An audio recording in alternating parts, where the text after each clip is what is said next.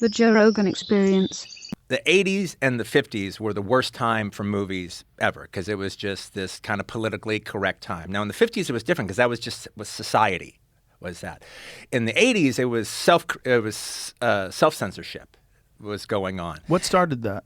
Well, it was just the rise of political correctness. After the 70s, where everything was just go as far as you can, then all of a sudden everything got watered down. In the 70s, you had movies where it's like characters weren't necessarily the hero. They were fucked up, but they were interesting characters. And you sit down and you followed them, whether it be Travis Bickle or Charlie Rain in Rolling Thunder, or Joe, Peter Boyle's character in Joe. They weren't the heroes, but you could even have heroes, and they could die meaninglessly at the end. That was actually considered a commercial ending back in the 70s because it just shows how you can't win. Everything's fucked. You just can't win in America. It's just the way it is. You go and you fight in Vietnam, you survive Vietnam, and you get shot in a liquor store during a holdup. Everything was cynical. Then, all of a sudden, in the 80s, all that was washed away. And the most important thing about a character was that they were likable. And that was every character had to be likable, and the audience had to like everybody. And even a movie that pushed the envelope and tried to do chancy things, well, it could do it for about an hour.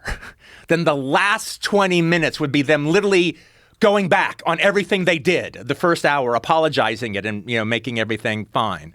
I'll give you a good example of that. Okay, it's just like, okay, the critics always really preferred Bill Murray movies to Chevy Chase movies.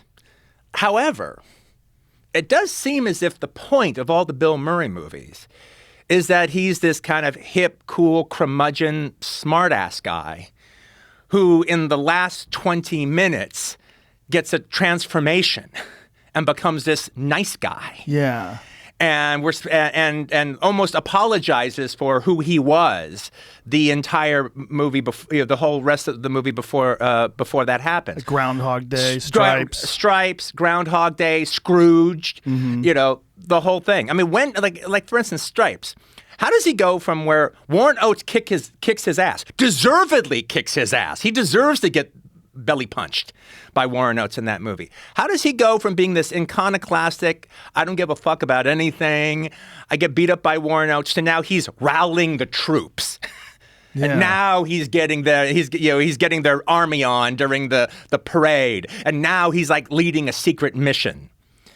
And same thing with Groundhog Day. I mean, does anybody really think a less sarcastic Bill Murray is a better Bill Murray? I mean, maybe it's better for Andy McDowell, but not for us as the viewer. Yet, Chevy Chase movies don't play that shit. Chevy Chase is the same supercilious asshole at the end of the movie that he is at the beginning.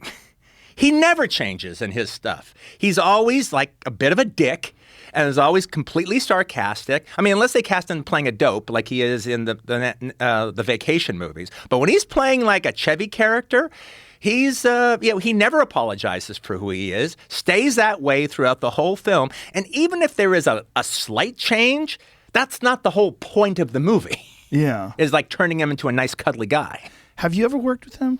No, I'd love to. I'm a gigantic fan of his early work, like the Fletch stuff. I just think in Saturday Night Live and so many movies. Oh, the whole first season of Saturday Night, like pretty much all those early movies, except for Oh Heavenly Dog, all those early movies. He seems today to be this like really uncomfortable person. Mm-hmm. It's almost like too many people paid attention to him for too long, and it freaked him out. Mm-hmm. Like, I don't know him, but when I see, stories about him or interviews with him or, any weird controversy that happens with him, I'm almost like, I think the guy just got overwhelmed. Yeah. And now he's just like, get the fuck away from me. Get the fuck away. Yeah. Like everything is get the fuck away from me, it seems like. Yeah, right. Exactly. Yeah, but I'm a big fan of his. Catch new episodes of The Joe Rogan Experience for free only on Spotify. Watch back catalog JRE videos on Spotify, including clips.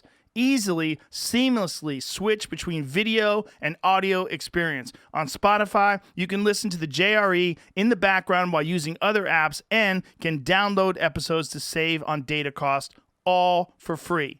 Spotify is absolutely free. You don't have to have a premium account to watch new JRE episodes. You just need to search for the JRE on your Spotify app. Go to Spotify now to get this full episode of the Joe Rogan Experience.